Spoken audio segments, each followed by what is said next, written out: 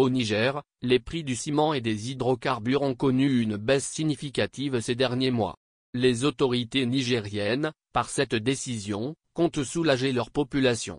A contrario, de ce pays pourtant confronté à des difficultés économiques suite aux sanctions imposées par la Communauté économique des États de l'Afrique de l'Ouest, CEDEAO après le putsch, le gouvernement togolais fait de l'enfumage rechignant à prendre des mesures significatives en faveur de la majorité des Togolais fragilisés financièrement par des années de navigation à vue. Au Togo, alors que Faure Gnassingbé semble avoir signé un contrat à durée indéterminée avec le fauteuil présidentiel, ses concitoyens, dans leur majorité écrasante, continuent de tirer le diable par la queue. La dévolution monarchique du régime togolais enfonce le pays dans une crise sociopolitique qui ne dit pas son nom. Entre le mirage des balbutiements démocratiques et les années Faure Gnassingbé, il y a une constante, les conditions de vie de la majorité de la population n'ont guère changé. Contrairement à ce que véhicule la communication politique obsessionnelle du régime, la régression socio-économique saute aux yeux. La situation des populations s'est encore fortement dégradée avec la crise sanitaire de 2020 et les conflits mondiaux, particulièrement la guerre entre la Russie et l'Ukraine. L'économie togolaise, très dépendante de l'extérieur, est frappée de plein fouet par ces crises. Ce qui exacerbe la vulnérabilité des populations croulant déjà sous une misère. Le régime togolais, dont la seule grande préoccupation majeure reste l'élaboration des stratégies de confiscation du pouvoir, n'a pris aucune mesure sérieuse pour soulager un tant soit peu les populations.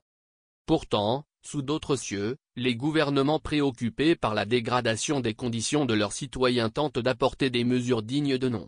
C'est le cas notamment des autorités de la transition du Niger, qui malgré l'instabilité politique du pays, ont annoncé des mesures sociales importantes ces dernières semaines. Les prix du ciment et des hydrocarbures en baisse au Niger. Après les prix des hydrocarbures et ceux des prestations dans les formations sanitaires de l'État, le gouvernement nigérien a annoncé, la semaine dernière, la baisse des prix du ciment. Ces prix sont de 55 000 FCFA à Niamey, 56 000 F à Dosso, 51 000 F à Tawa, 57 000 F à Maradi, 58 000 F à Zinder et 59 000 à Difa, Agadez et Tillabéri. Avant cette annonce, la tonne du ciment était à 85 000 FCFA en moyenne. Comme susmentionné, les prix des hydrocarbures ont aussi connu une baisse de 50 F litres à la pompe depuis le 23 juillet 2024, tandis que ceux des prestations de soins dans les formations sanitaires publiques ont été réduits de 50%. Des mesures hautement sociales vivement applaudies par les populations, surtout dans un contexte d'inflation. Le Togo toujours dans le dilatoire. Au Togo, producteur de clinker utilisé dans la fabrication du ciment, la tonne du ciment coûte entre 80 000, Forcia et Diamond, et 81 000 FCFA, Saint-Togo et Simco. Certaines usines qui se font de gros bénéfices sur le dos des Togolais ont investi des sommes mirobolantes ces dernières années pour accroître leur capacité de production. À titre d'exemple, Saint-Togo a annoncé, depuis 2021, disposer d'une potentialité de production de 2 millions de tonnes par an. Les prix ont toujours été maintenus à leur plus haut niveau malgré les appels répétés des populations. Les prix des produits pétroliers connaissent le même sort. De 425 FCFA en 2020, le prix du super sans plomb est maintenu aujourd'hui à 700 FCFA. Le gaz utilisé désormais par pratiquement tous les ménages reste aussi à un prix élevé comparativement à certains pays de la sous-région.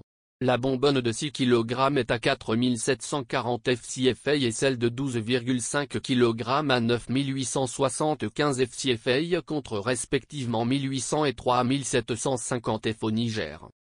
Il nous souvient qu'en 2022, le gouvernement togolais avait annoncé une série de mesures dites exceptionnelles. Augmentation de 10% de la valeur indiciaire des salaires et des pensions de retraite pour les fonctionnaires civils et militaires et les retraités du secteur public, révalorisation additionnelle de 5% de la pension de retraite pour tous les retraités du secteur public, civil et militaire et du secteur privé. Indemnité mensuelle de transport de 10 000 FCFA à titre exceptionnel pour chaque fonctionnaire de l'État, payable hors bulletin. Gratification du reliquat de l'avance sur salaire consenti en janvier 2022 aux fonctionnaires et retraités sur les 8 mois restants à rembourser, soit 7,1 milliards de FCFA. Gratification spéciale de 3 milliards FCFA par transfert monétaire direct au profit des parents d'élèves pour l'achat de fournitures scolaires. Subvention de 2,5 milliards de FCFA pour l'acquisition de manuels d'écriture et de lecture pour les élèves de l'enseignement primaire étaient les mesures annoncées. Au-delà de leur inefficacité, certaines de ces mesures n'ont jamais été mises en application 2 ans après. C'est le cas notamment de la gratification spéciale de 3 milliards FCFA par transfert monétaire direct promis aux parents d'élèves pour l'achat de fournitures scolaires. Le gouvernement togolais, en mettant les prix hauts dans un contexte social difficile, ne fait qu'ajouter de la misère à la misère des Togolais touchés de plein fouet par les effets de l'inflation qui rognent leur pouvoir d'achat. Aujourd'hui, de nombreux ménages se retrouvent dans une vulnérabilité indicible.